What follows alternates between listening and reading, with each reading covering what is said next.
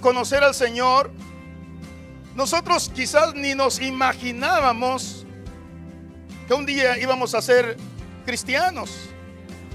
Y lo que menos nos imaginábamos es que íbamos a ser predicadores.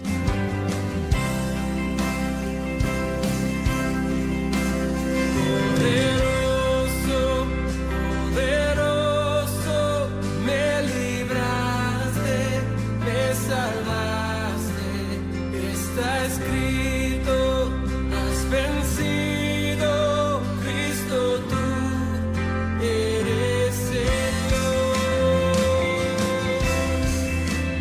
Lo que menos creíamos y pensábamos que íbamos a estar un día, hermanos amados, sirviéndole al Señor. Este fue el caso de los discípulos del Señor, hermanos amados. Ellos ni se imaginaban, ellos estaban pescando cuando el Señor se les acercó y les llamó. Y dice la Biblia que ellos dejaron sus redes y siguieron al Señor y se fueron en pos del Señor. Y el Señor anduvo enseñándoles, hermanos, y ellos pudieron ver los milagros, pudieron ver las maravillas que el Señor hacía, pudieron ver, hermanos amados, cómo el cielo se abría cuando el Señor, hermanos, estaba en ese momento hablándole a todos los necesitados, donde aquellos cojos, aquellos paralíticos, aquellos ciegos, aquellos mudos, aquellos con problemas diversos, los endemoniados, hermanos, eran libres en el nombre del Señor. Hermanos, el Señor hacía esa obra en el nombre del Dios Todopoderoso. Y los discípulos andaban ahí. Anduvieron 3 años y medio aproximadamente con el Señor. Él les enseñaba a través de las parábolas, les enseñaba, hermanos, mostrándole los milagros. Y ellos estaban felices con el Señor. Pero el Señor les dijo que un día la hora se le había llegado y que no iba a estar con ellos más. Y ellos se entristecieron. El Señor les dijo: no se turbe vuestro corazón, creéis en Dios, creed en mí. En la casa de mi Padre muchas moradas hay. Si así no fuera, yo os lo hubiera dicho. Voy pues a preparar lugar para vosotros. Y si me fuere, vendré otra vez, para que donde yo estoy, vosotros también estéis. Y les dijo que no los iba a dejar solos, que les iba a dejar el Consolador, el Espíritu Santo, que iba a estar con ellos, que iba a estar con la iglesia, que está con nosotros y estará, hermanos amados, hasta que suene la trompeta. Él nos presentará ante el Señor. Y los discípulos, hermanos, después de lo que sucedió, que el Señor fue crucificado, murió, ellos se entristecieron de eso. Y cuando estaban, hermanos, el Señor ante aquellos hombres que estaban acusándole, ante Pilato, él ya le había dicho a Pedro que lo iba a negar. Pedro le dijo: Señor, mi vida daré por ti. El Señor le dijo: ¿mi vida darás por mí? Mi vida daré por ti. De cierto te digo que cuando el gallo cante, tú me habrás negado 3 veces. Y cuando el Señor estaba ahí, hermanos, llegó una mujer y le dice a Pedro, cuando estaba en el pretorio, le dice: Pedro, tú eres uno de sus discípulos. Él dijo: yo no soy. Llegó otro y le dijo: Pedro, tú eres uno de sus discípulos. Le dijo: no soy. Le digo que no soy. Pero llegó otra persona y le dijo: Pedro, tú eres uno de ellos. Y él dijo: no soy uno de ellos.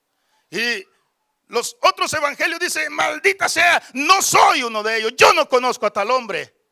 Y cuando él dijo eso, el Señor iba pasando y el gallo cantó y Pedro lloró amargamente de haber negado al Señor.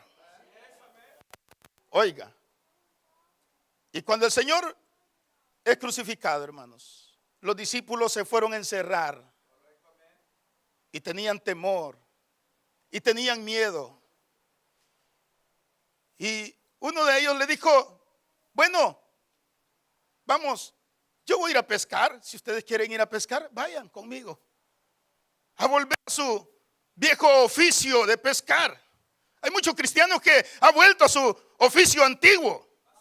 Cuando han recibido un llamado genuino de parte de Dios, ellos le han dado la espalda al Señor y se han ido a sus oficios antiguos. Se fueron, hermanos, y allá estaban pescando cuando el Señor se les presentó, porque el que es hijo de Dios no va a quedar, hermanos, en el mundo. Y cuando Dios dice que va a usar a alguien, lo va a usar. Y si Él se rehúsa, lo traerá como sea, pero lo traerá. Porque el Señor es el Señor. Y cuando Él dice que hace algo, lo hace, hermanos amados. Entonces, cuando estaban ante el Señor, el Señor se reunió con ellos. Y después de haber pescado, el Señor se reunió y les dijo, empezó a hablarles. Y ahí estaba Pedro y ahí estaba Juan nuevamente, ¿verdad? Pero ya el Señor resucitado. Y le dice, Pedro, ¿me amas? Y le dijo, sí, Señor, tú sabes que te amo. Y le vuelve a decir, Pedro, ¿me amas? Sí, Señor, tú sabes que te amo. Y le dice la tercera vez, Pedro, ¿me amas más que estos? Y Pedro le dijo, Señor, tú sabes que te amo. Hermanos, que alguien le diga frente, ¿me amas? Que la esposa le diga al esposo, ¿me amas? Sí, esposa, yo te amo. Y le vuelve a decir, ¿me amas? Sí, esposa, yo te amo. Y cuando le diga la tercera vez, ¿me amas? Siente que está dudando ya, ¿verdad? Y Pedro se incomodó por lo que le estaba diciendo. La tercera vez. Pero él ya le había negado. Pero él le dijo, mi vida daré por ti, pero ahora le había negado. Y ahora se sentía, hermanos amados, Pedro acusado por lo que el Señor le estaba diciendo. Sin embargo, el Señor le dijo, apacienta mis ovejas.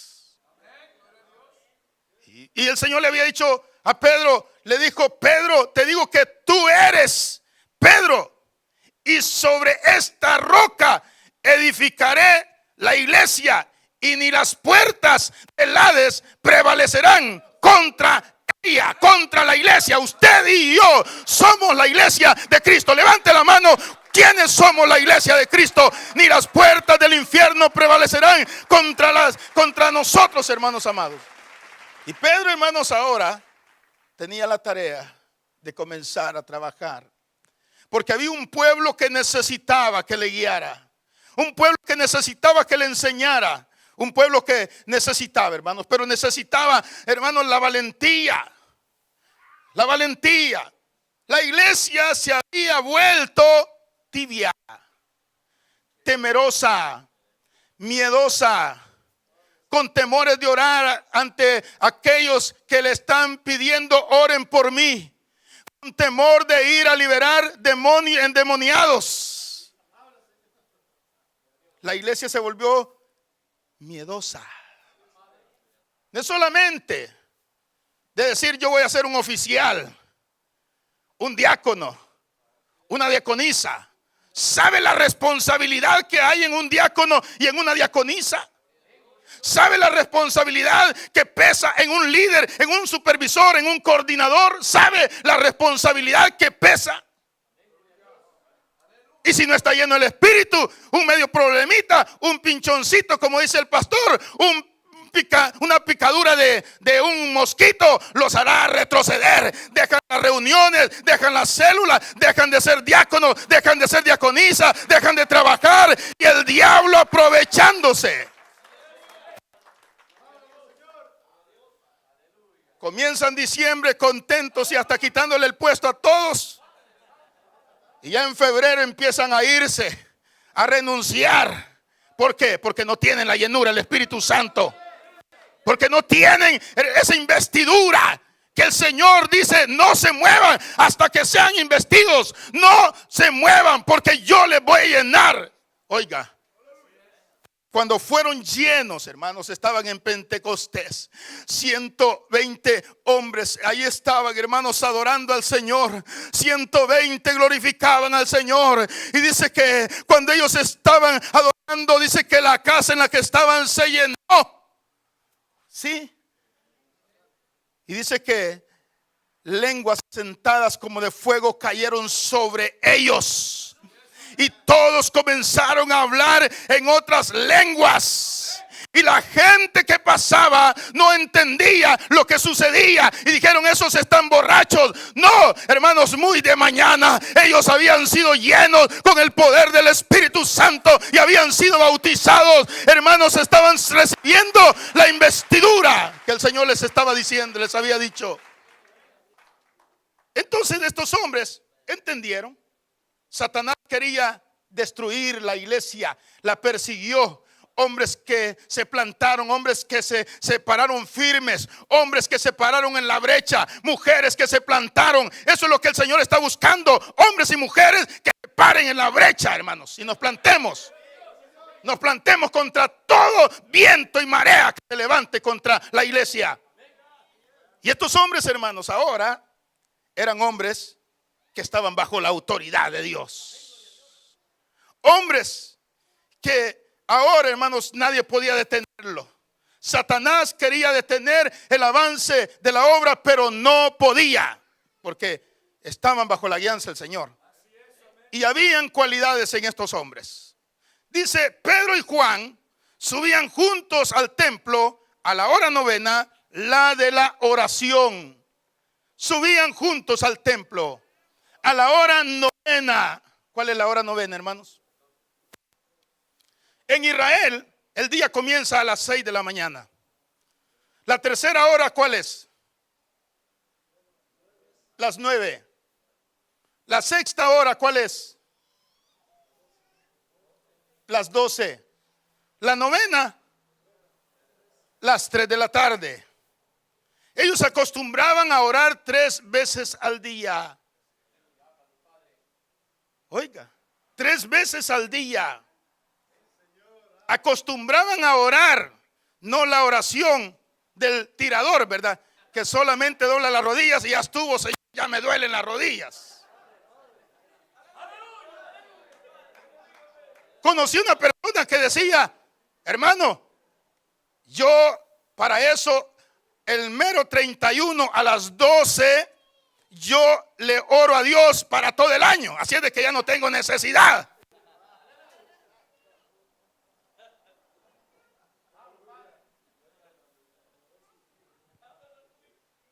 Tenemos rostro de personas de oración aquí, hermano. Se nota. Mire el resplandor que hay, hermano.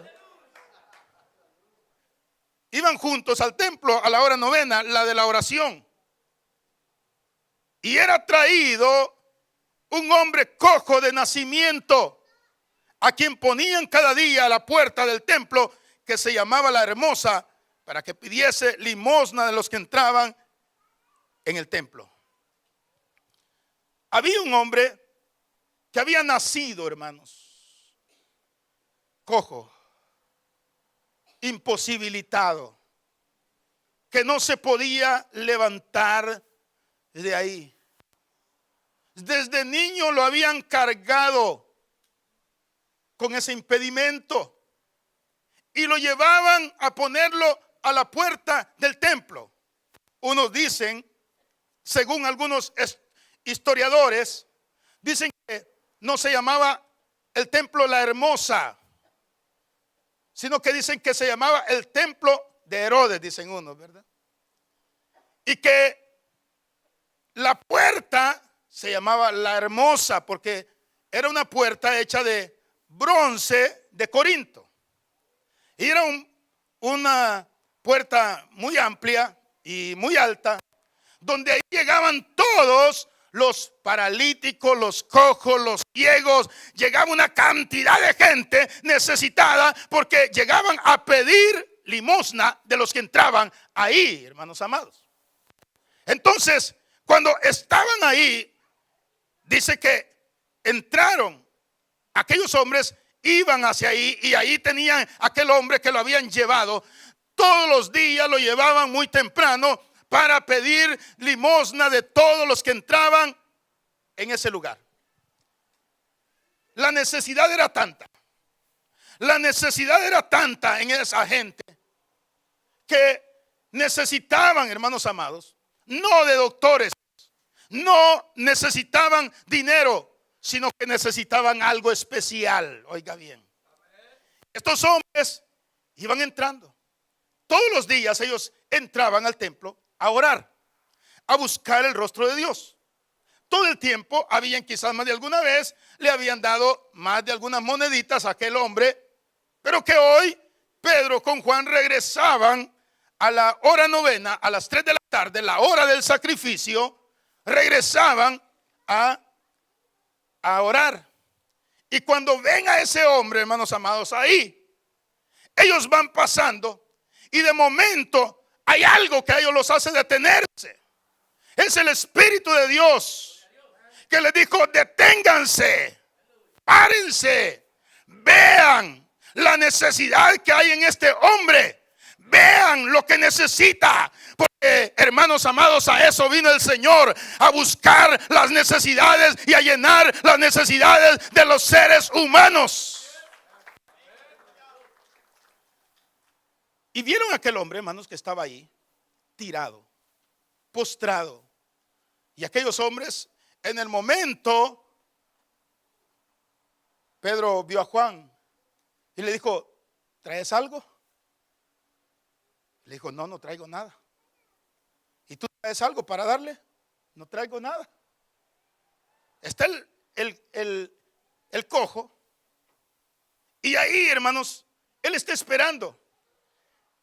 Ellos no se metían la mano a la bolsa, nosotros sí, ¿verdad? Nos metemos la mano a la bolsa. Bueno, cargo una moneda por acá. Le dice: no tengo plata ni oro que darte, no tengo nada. Y aquel hombre esperando en la bolsa a ver si se sacaba algo, y dijo: no tengo plata ni oro, no tengo nada. Juan, ¿llevas algo? Pedro, ¿llevas algo? No llevo nada. Pero el Espíritu Santo había tenido a estos hombres.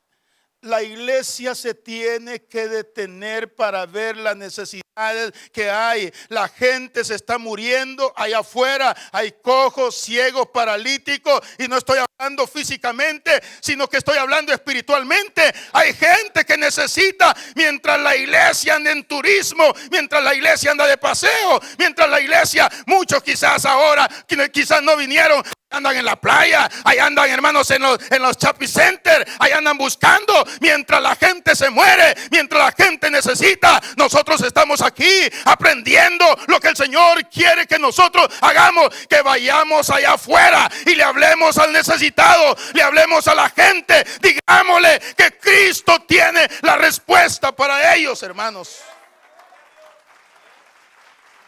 Debemos de buscar. Uno de los hombres, un norteamericano llamado Tommy Hicks. Este hombre, en 1954,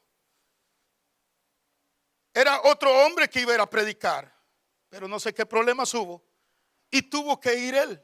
Pero él le había estado pidiendo, sin duda, la oportunidad al Señor. Y ahora viaja hacia Argentina. Y cuando va, lo primero que hace, dice él: quiero hablar con el presidente. El presidente en ese entonces era Perón, se llamaba el presidente. Y fue a insistir que quería hablar con el presidente. Y por último le pasaron al secretario para tratar de quizás calmarlo. Y el secretario, hermanos, estaba enfermo.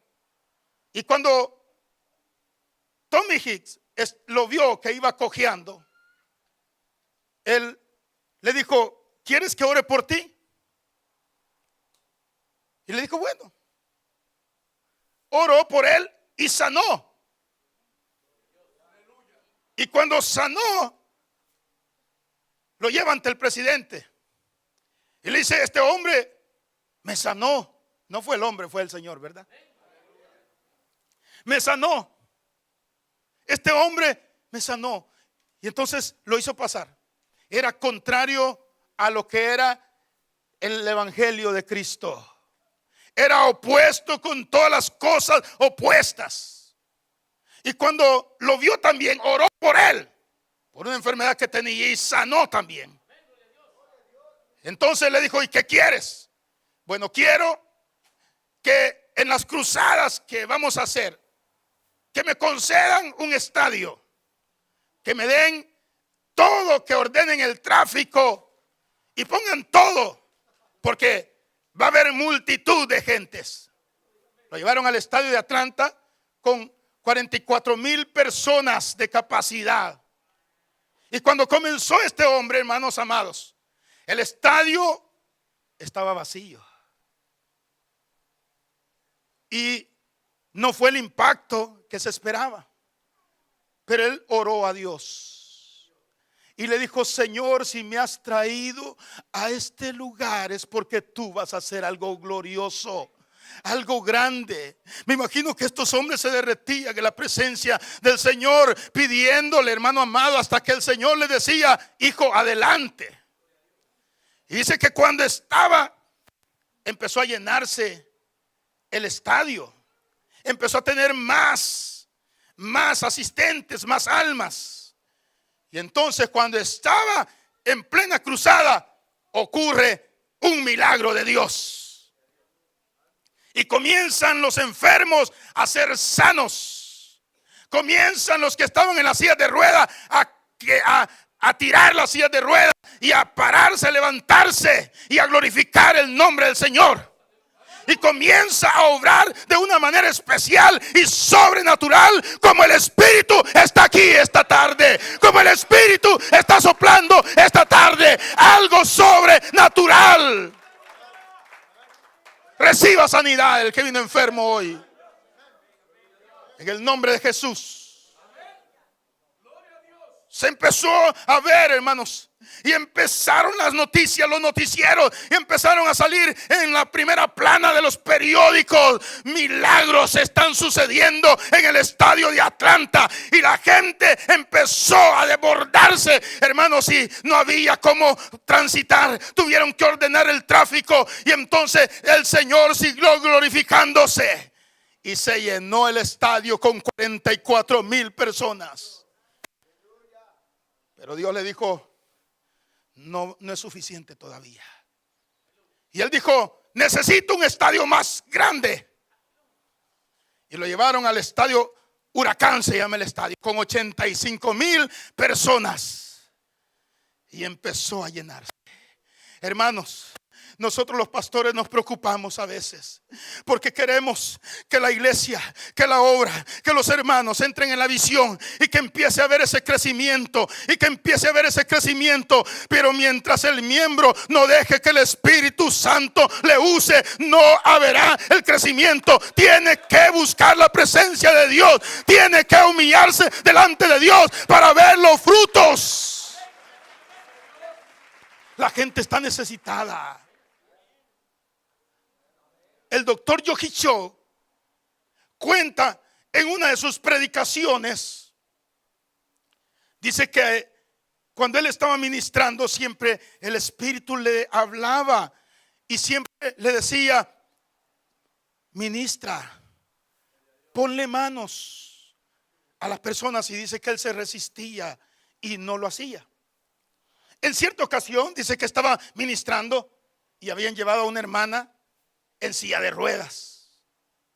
Pero de esas hermanas porque hay personas en silla de ruedas que se ven bien bonitos, ¿verdad? Se ven bien activos, con salud, solo que no pueden caminar.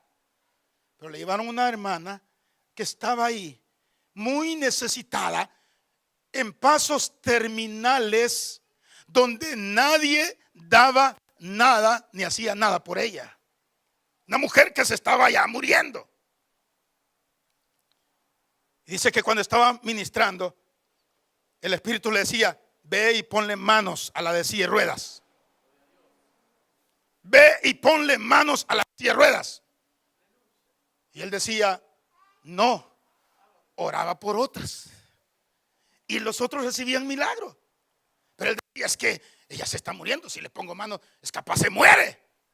Yo conocí a un hermano que iba a orar por los enfermos y por todos los que oraba se morían. Y cuando le decían, hermano pastor, fíjese que la hermana en la célula está enferma, pero dice que no le vaya a mandar a tal hermano porque tiene miedo.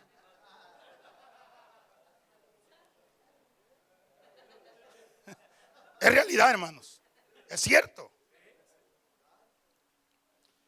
Pero dice que él tenía temor. Y cuando terminó todo, terminaron el servicio.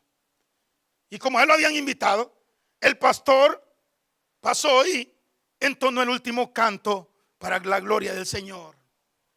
Y cuando estaba, hermanos, entonando el último canto, el Espíritu Santo le dijo, ve y ponle manos a esa mujer.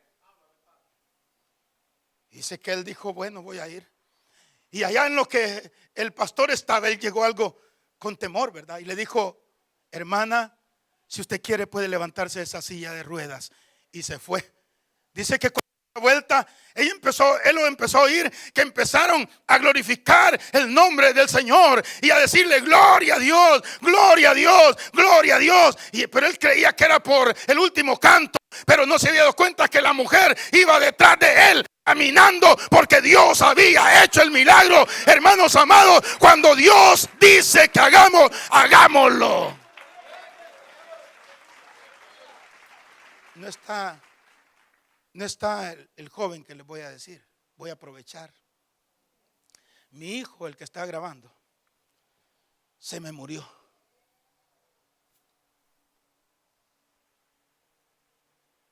Y yo me le tendí y le dije, Señor, tú resucitaste a Lázaro y no lo vas a hacer con mi hijo.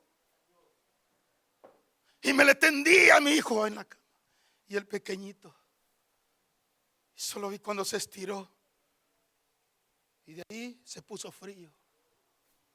Pasaron varios minutos. Oré. Y le dije a mi esposa, vete y dile a mi madre que venga. Lo que me acaba de pasar.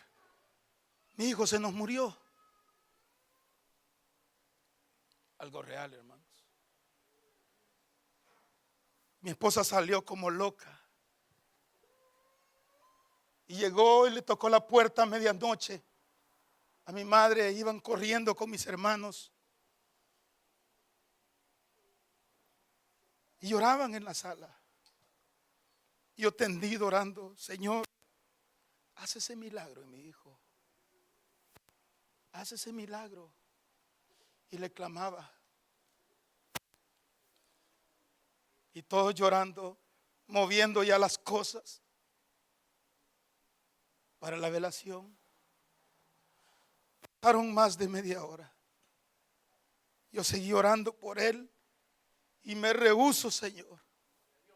Yo sé que tú me vas a hacer el milagro. Yo comenzaba en mi vida cristiana, hermanos. Y le dije, tú vas a hacer el milagro. Y oré. De momento sentí que el calor de su piel le estaba volviendo. Y de momento sentí que respiró suavemente. Le di gracias a Dios, lo tomé en mis brazos. Y salí de mi habitación y le dije, madre, esposa, no lloren ya. Mi hijo, el Señor me dio la oportunidad. Le ha dado la vida. Está vivo. Saquemos el vehículo y vámonos para el hospital para pasar la noche allá. Pero mi hijo ya tuvo el milagro que Dios le hizo. Hermanos amados, el Señor me ha hecho grandes milagros. Y ahora yo puedo contar esas maravillas. Mi tío estaba, ya para terminar, mi tío estaba muriéndose de cáncer. Después de un servicio el día domingo, me llega la noticia y me dicen, tu tío se está muriendo. Salgo a la casa y lo encuentro parado en la cama, dando vueltas con una fiebre, hermanos amados, muriéndose. Y cuando me vio, me abrazó y me dijo: hijo, me estoy muriendo, hijo, pero ya arreglé todo, ya pagué el funeral, ya tengo todo. Ya arreglé a quién le va a quedar lo que yo tengo, hijo, ya tengo todo. Me estoy muriendo, no aguanto. Y le dije: tío, tranquilo, acuéstese, vamos a orar en este momento. Dios tiene la última palabra, Él dará la última palabra. Hermanos amados, Él tiene la última palabra. Y entonces oré y le dije: Señor, mi tío te lo entrego ahora, pero si vas a hacer el milagro, hazlo ya. Cauteriza ese cáncer que lo está matando y levántalo, tranquilízalo. En el momento mi tío se quedó dormido y salí y me fui para la casa. Mi hermana es enfermera y le dije: hermana, anda a ver qué pasa con mi tío, porque se estaba muriendo, pero se quedó tranquilo porque yo sé que el Señor obró. Y se fue. Al ratito el teléfono: hermano, mi tío está bien, no tiene fiebre, hace más de 6 años y él está vivo. Está vivo, hermanos.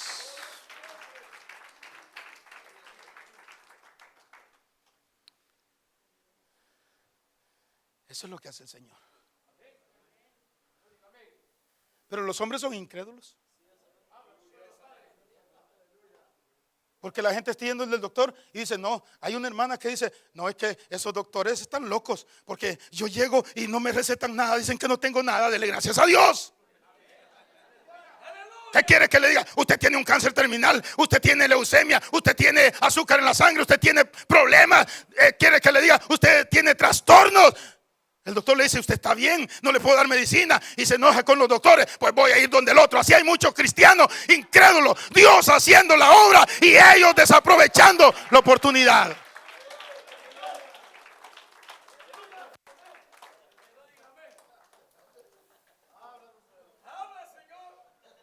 El doctor le dijo: tú tienes ese cáncer, es mentira que te has curado, tenemos que intervenirte. Y se lo llevaron al hospital. Y él dijo: no tengo nada, pero te vamos a intervenir. Ese cáncer se te escondió. Te vamos a cortar el estómago. Le cortaron el estómago. Mi hermana, como es enfermera y está en sala de operaciones, entró con una cámara. Y tomaron una biopsia y la llevaron. Vieron los papeles donde dice cáncer y aquí donde no hay cáncer. Y dijo el doctor: ¿qué habrá pasado? Así dice la gente: ¿qué habrá pasado? Pero lo acabo de ver enfermo. Pero le habían diagnosticado que solo 3 meses iba a vivir.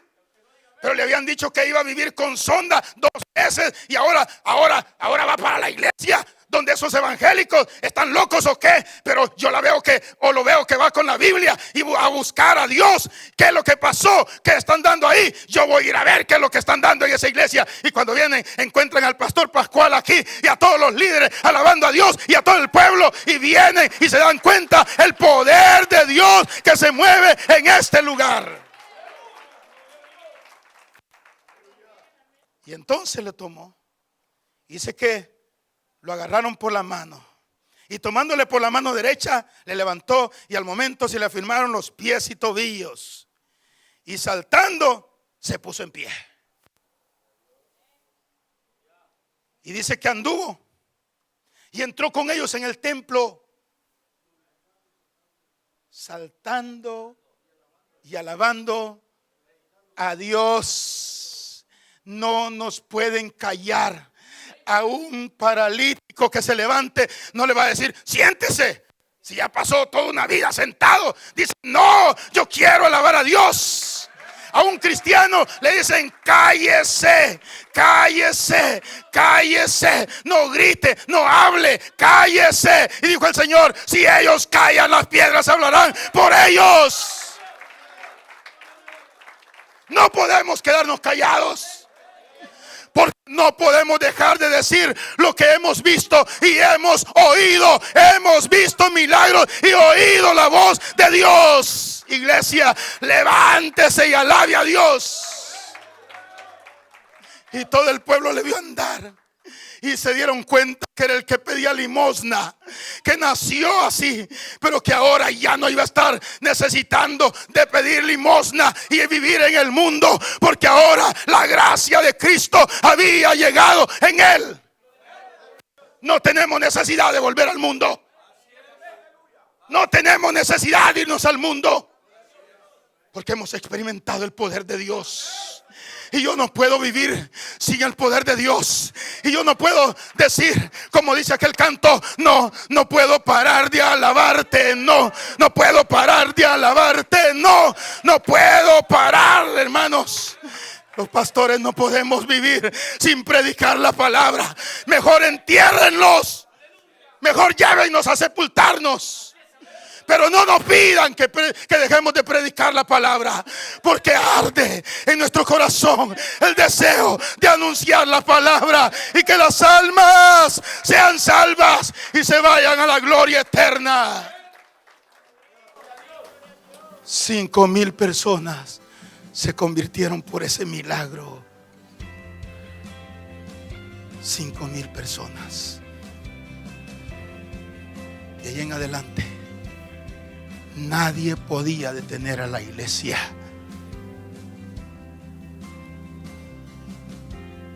Y hoy, en este siglo, nadie puede detener a los verdaderos ministros de Dios.